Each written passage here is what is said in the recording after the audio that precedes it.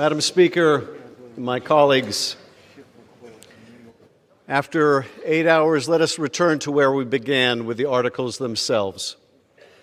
Article 1 charges the President of the United States with abusing the power of his office by coercing an ally into cheating in a U.S. election on his behalf. It charges the President of the United States. It charges the... Be in order. The gentleman has a right to be heard. It charges the President of the United States. The gentleman shall suspend. Gentleman may resume. It charges the President of the United States with abusing his power by withholding official acts, by withholding a White House meeting that the President of Ukraine desperately sought to establish the support of his most important benefactor, the United States, by withholding hundreds of millions of dollars of military aid to a nation at war in order to get that nation to intervene in our election by smearing his opponent. That is the gravamen of the charge in Article 1. And what is the defense from my colleagues? Now, I've listened carefully to my colleagues for the last 8 hours, and I have to say, it's been hard for me to follow. But it amounts, I think, when you cut through it all, when you cut through all the sound and the fury signifying nothing, what it really amounts to is this: why should we care? Why should we care about what the President did to Ukraine? Well, first of all, we should care about our allies. We should care about Ukraine. We should care about a country struggling to be free and a democracy. We used to care about democracy. We used to care about our allies. We used to stand up to Putin and Russia. We used to.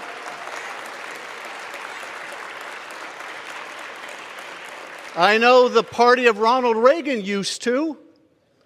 Why should we care about Ukraine? But of course, it's about more than Ukraine. It's about us. It's about our national security. Their fight is our fight. Their defense is our defense. When Russia remakes the map of Europe for the first time since World War II by dint of military force, and Ukraine fights back, it is our fight too. And when the President sacrifices our interests, our national security for his election, he is sacrificing our country for his personal gain. That is the gravamen of Article 1. Article 2 charges the President of the United States with obstructing the Congress, with denying the Congress any witness, any document, by telling all of his administration people, you will not appear. You will ignore a co-equal branch of government. And what is the defense to this from my colleagues? Again, it is, why should we care? He is the president of our party. Why should we care if he ignores this Congress?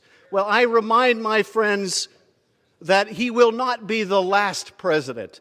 There will be another president. And you may be one day, although you do not act like it, you may one day be in the majority.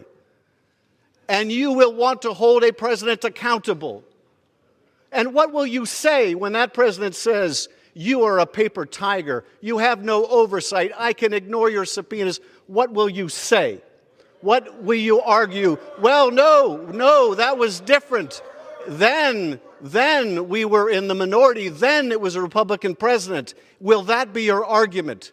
Is that how little faith you have in our democracy, in our Constitution? Is that how poorly you defend and uphold that Constitution? But finally, let me ask this question that overrides it all. Why should we care about any of this? And I will bring you to one conversation that came to light, because it's not the most important conversation, but in many ways, it is the most revealing. It took place on September 14th in Ukraine, when Ambassador Volker sat down with Andrei Yermak, the top advisor to Zelensky. And he did what he should do. He supported the rule of law, and he said, you, President, you, Andrei Yermak, should not investigate the last president, President Poroshenko, for political reasons. You should not engage in political investigations. And you know what Yermak said? Oh, You mean like you want us to do with the Bidens and the Clintons? And in that abrupt, brutal retort, we see why we should care. Because what he was saying is, you, America, have forgotten what it means to uphold the rule of law. You have forgotten what it means to say that no one is above the law. We are a struggling democracy, but even we know better than that. What is at risk here?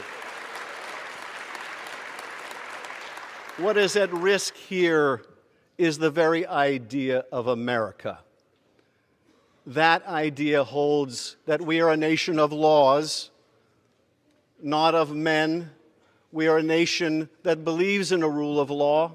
When we say we uphold the Constitution, we're not talking about a piece of parchment. We're talking about a beautiful architecture in which ambition is set against ambition, in which no branch of government can dominate another. That is what it means to uphold the Constitution. If you ignore it, if you say the president may refuse to comply, may refuse lawful process, may coerce an ally, may cheat in an election because he's the president of our party, you do not uphold our Constitution. You do not uphold your oath of office. Well, I will tell you this, I will uphold mine. I will vote to impeach Donald Trump. I yield back.